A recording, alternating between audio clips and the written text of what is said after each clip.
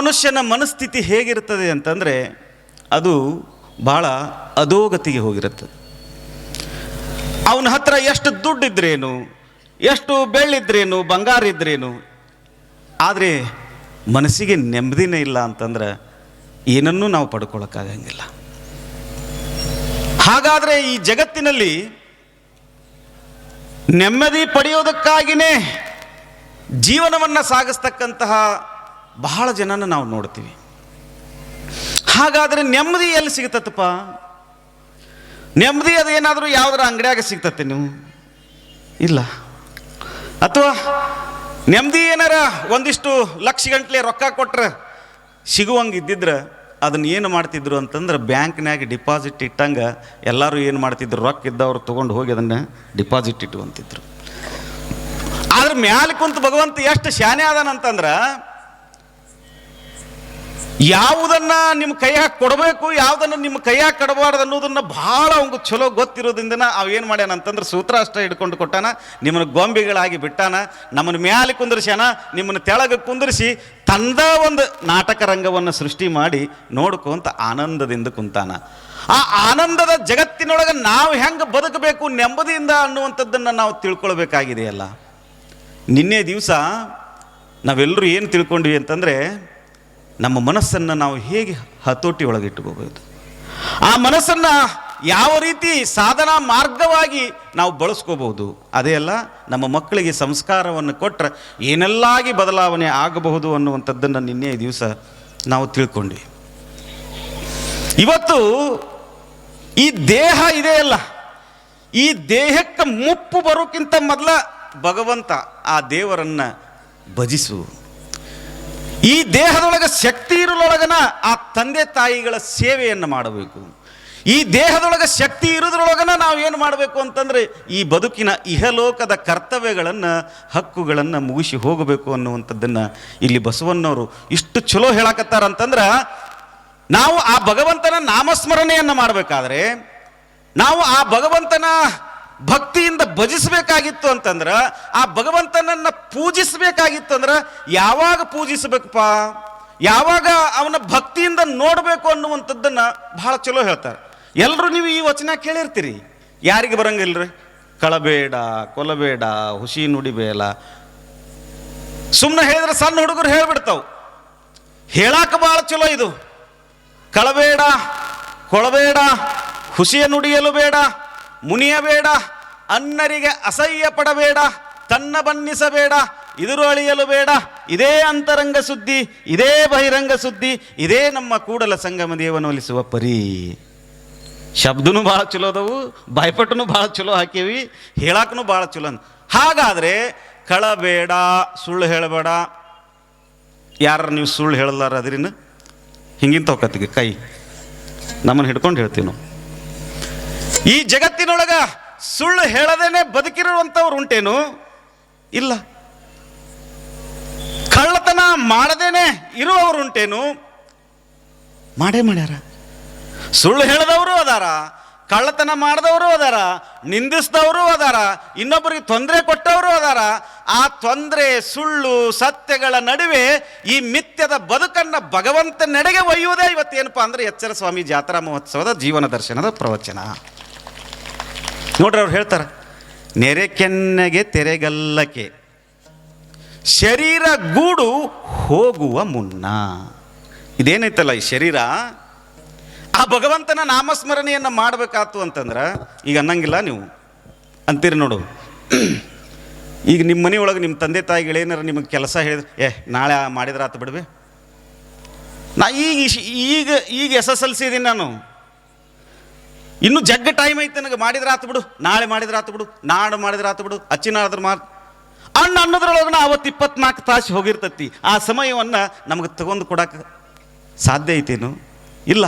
ಅದಕ್ಕೆ ಹೇಳ್ತಾರೆ ಅವರು, ನೆರೆ ಕೆನ್ನೆಗೆ ತೆರೆ ಗಲ್ಲಕ್ಕೆ ಶರೀರ ಗೂಡು ಹೋಗುವ ಮುನ್ನ, ಹಲ್ಲು ಹೋಗಿ ಬೆನ್ನು ಬಾಗಿ ಊರುಗೋಲು ಹಿಡಿಯುವ ಮುನ್ನ, ಮುಪ್ಪಿಂದೊಪ್ಪದ ಮುನ್ನ.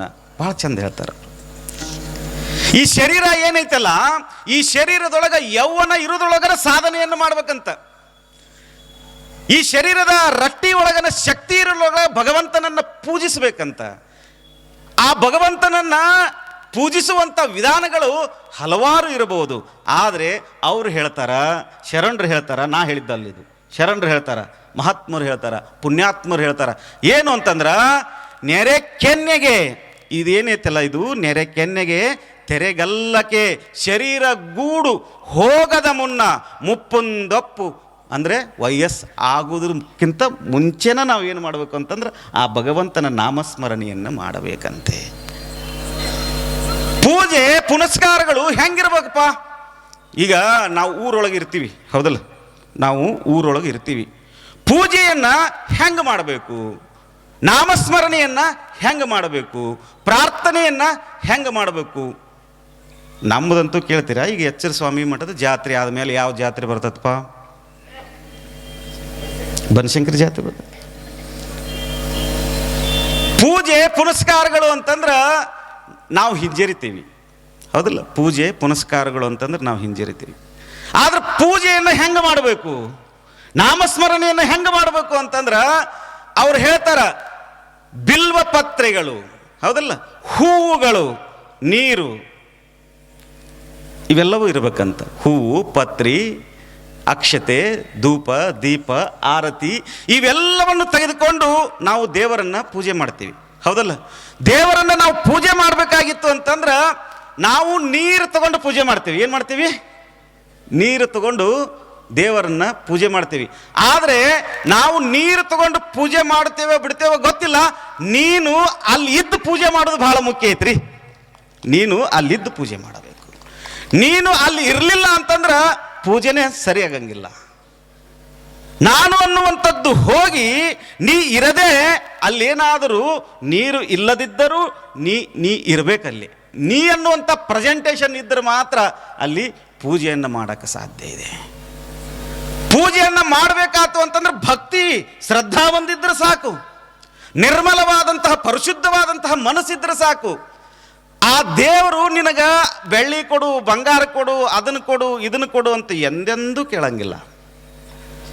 ಒಲ್ಲದ ಮನಸ್ಸಿನಿಂದ ದೇವರನ್ನ ಪೂಜೆ ಮಾಡಿದರೆ ಆ ಪೂಜೆ ಸಲ್ಲಂಗಿಲ್ಲ. ಹೂವು ಬಾಡಿದ್ದರೂ ಕೂಡ ಮನಸ್ಸು ಅರಳಿದ್ರೆ ದೇವರಿಗೆ ಅದು ಪ್ರಿಯವಾಗತ್ತಂತ, ಅದು ದೇವರಿಗೆ ಪ್ರಿಯ ಆಗತ್ತಂತ. ನೀವೊಂದು ಸಾರಿ ದೇವರಿಗೆ ಹೂವು ಏರಿಸದೇ ಇದ್ರೂ ಪರವಾಗಿಲ್ಲ, ಆದರೆ ಪರಿಶುದ್ಧವಾದ ಮನಸ್ಸಿನಿಂದ ಆ ಭಗವಂತನನ್ನ ನಾಮಸ್ಮರಣೆಯನ್ನು ಮಾಡ್ತಾ ಆ ದೇವರನ್ನು ಪೂಜಿಸಿದರೆ ಆ ಭಗವಂತ ಎಲ್ಲಿದ್ರೂ ಒಲಿತಾನಂತೆ. ಈ ನಾಡಿನಲ್ಲಿ ಹಲವಾರು ಉದಾಹರಣೆಗಳನ್ನು ನಾವು ಕಾಣಬಹುದು. ಬೇಡರ ಕಣ್ಣಪ್ಪ ಅಂತ ಆಗಿ ಹೋಗ್ತಾನೆ. ನಿಮಗೆ ಗೊತ್ತಿಲ್ಲ ಅವನ ಭಕ್ತಿ, ಅಚಲವಾದತ್ತ ಭಕ್ತಿ ಹೆಂಗಿತ್ತು. ಭಗವಂತನಿಗೆ ಮಾಂಸದ ಎಡೆಯನ್ನು ಹಿಡಿತಾನ. ಅವನ ಭಕ್ತಿ ಮುಂದೆ ಯಾವುದು ರೀ? ಅವನ ಭಕ್ತಿ ಮುಂದೆ ಯಾವುದು? ಅವನ ಕಣ್ಣಾಗ ನೀರು ಬಂದ್ರೆ ರಕ್ತ ಬಂದತಿನು ಅಂತ ಹೇಳಿ ತನ್ನ ಕನ್ನ ಕಿತ್ತು ಭಗವಂತನಿಗೆ ಹಸ್ತಾನ. ಹಾಗಾದ್ರೆ ಭಕ್ತಿ ಹೆಂಗಿರಬೇಕು?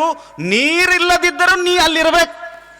ನೀ ಅಲ್ಲಿದ್ದರಷ್ಟ ಭಗವಂತ ನಿನಗೆ ಒಲಿತಾನ ಅನ್ನುವಂಥದ್ದನ್ನು ನಾವು ತಿಳ್ಕೊಂಡು ಬಿಟ್ರೆ ಸಾಕು, ನಮ್ಮ ಜೀವನ ಸಾರ್ಥಕ ಆಗುತ್ತೆ ಅನ್ನುವಂಥದ್ದು. ಪೂಜೆ ಪುನಸ್ಕಾರಗಳನ್ನು ಮಾಡಬೇಕಾಗಿತ್ತು ಅಂತಂದ್ರೆ ಪೂಜೆಗೆ ಧೂಪ, ದೀಪ, ನೈವೇದ್ಯ ಇವೆಲ್ಲವೂ ಅವು ಸಂಪ್ರದಾಯಗಳು. ಆದರೆ ಮನಸ್ಸು ಮಾತ್ರ ಅಲ್ಲಿ ಇದ್ರೆ ಭಗವಂತ ಅಲ್ಲಿ ನಿಮ್ಮನ್ನು ಕೇಂದ್ರೀಕರಿಸಿ ನಿಮಗೆ ಆಶೀರ್ವಾದ ಮಾಡ್ತಾನೆ ಹೊರತಾಗಿ ಇಲ್ಲಕಂದ್ರೆ ಮಾಡೋಕ್ಕೆ ಸಾಧ್ಯ ಇಲ್ಲ. ಅದನ್ನು ಮಾಡಬೇಕಾಗಿತ್ತಂದ್ರೆ ಯಾವಾಗ ಮಾಡಬೇಕು ಅಂತಂದ್ರೆ ಈ ದೇಹದೊಳಗೆ ಹಣ್ಣು ಆಗೋಕ್ಕಿಂತ ಮೊದಲ, ಈ ಕೈ ಒಳಗೆ ಶಕ್ತಿ ಆಗೋಕ್ಕಿಂತ ಮೊದಲ ತಂದೆ ತಾಯಿಗಳ ಸೇವಾ ಮಾಡಬೇಕಂತ. ತಂದೆ ತಾಯಿಗಳ ಸೇವಾ ಮಾಡಬೇಕು. ಈ ಕೈ ಒಳಗನ ಶಕ್ತಿ ಇರುಳೊಳಗನ ದುಡಿದು ಹೆಂಡತಿ ಮಕ್ಕಳನ್ನ ಸಾಕಬೇಕಂತ. ಈ ಕೈ ಒಳಗೆ ಶಕ್ತಿ ಐತೆ ಅಂತ ಹೇಳಿ ಮನ್ಯಾಗ ಅಪ್ಪ ಗಳಿಸ್ಯಾನಂತ ಹೇಳಿ ಅಪ್ಪ ಗಳಿಸಿದ ರೊಕ್ಕ ತಗೊಂಡು ಹೋಗಿ ಊರು ತುಂಬ ಹಾಳು ಮಾಡಿ ಕುಡಿದು ಮನ್ಯಾಗಿನ ಹೆಂಡತಿನ ಹೊರಗೆ ಹಾಕಿ ಹೆಂಡತಿ ಕೊಳ್ಳಾಗಿನ ತಾಳಿ ಮಾರಿ ಬದುಕುವುದೇನೈತಿ? ಏನೂ ಇಲ್ಲ. ಇಲ್ಲಿ ಭಗವಂತನ ನಾಮಸ್ಮರಣೆ ಅಂದ್ರೇನು, ಭಗವಂತನ ಪೂಜಿಸೋದಂದ್ರೇನು? ಈ ದೇಹದೊಳಗ ಶಕ್ತಿ ಇರಲೊಳಗನ ಕಾಲು ಗಟ್ಟಿದ್ದಾಗನ ಗುಡಿಗುಂಡಾರಕ್ಕೆ ಹೋಗ್ಬೇಕು. ಕಾಲು ಗಟ್ಟಿದ್ದಾಗಲ ಗುಡಿಗುಂಡಾರಕ್ಕೆ ಹೋಗ್ಬೇಕಂತ. ಕಾಲು ಗಟ್ಟಿದ್ದಾಗಲೇ ತೀರ್ಥಕ್ಷೇತ್ರಗಳಿಗೆ ಹೋಗ್ಬೇಕಂತ, ಕಾಲು ಗಟ್ಟಿದ್ದಾಗಲೇ ಇನ್ನೊಬ್ಬರ ಮನೆತನದ ಮಾನ ಮರ್ಯಾದೆ ಉಳಿಸೋದಕ್ಕೆ, ಹಿರೇತನ ಮಾಡೋದಕ್ಕೆ, ಒಳ್ಳೆ ಕೆಲಸಕ್ಕೆ ಹೋಗ್ಬೇಕಂತ. ಈಗ ಒಂದು ಮಾತು, ಸುಮ್ಮನೆ ಹೋಗಿ ಕಿವ್ಯಾಗ ಹಿಂಗೆ ಊದಿಬಿಟ್ರೆ ಮನಿ ಮೂರ ಬಟ್ಟೆ. ಅದು ಸಲ್ಲಲ್ಲ, ಅದು ಭಗವಂತನಿಗೆ ಸಲ್ಲಲ್ಲ. ಅದಕ್ಕೆ ಅವ್ರು ಹೇಳ್ತಾರ, ಈ ಶರೀರ ಗೂಡು ಮುಪ್ಪು ಆಗೋದಕ್ಕಿಂತ ಮುಂಚೆ ಆ ಭಗವಂತನನ್ನು ನಾವು ನಾಮಸ್ಮರಣೆ ಮಾಡಿ ಆ ಭಗವಂತನನ್ನು ಏನು ಮಾಡಬೇಕು ಅಂತ ಪೂಜಿಸಬೇಕಂತೆ. ಅವರವರ ಭಕ್ತಿಗೆ